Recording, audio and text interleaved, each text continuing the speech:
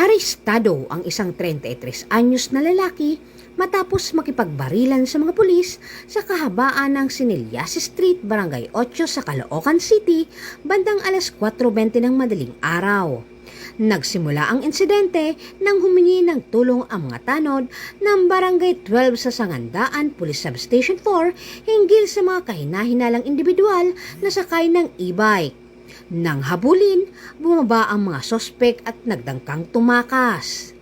Habang aarestuhin, biglang bumunot ng 38 revolver ang sospek at nagpaputok sa pulis.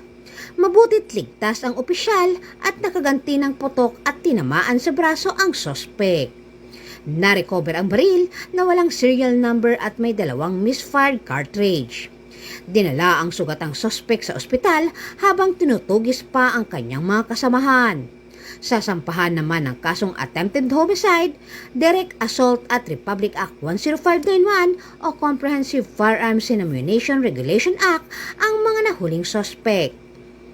Mula dito sa Camp Bagong Diwa, Bikutan, Taguig City, ako po ang inyong PNN correspondent, Patrolwoman Ivy Corporal, alagad ng batas, tagataguyod ng Balitang Pulis.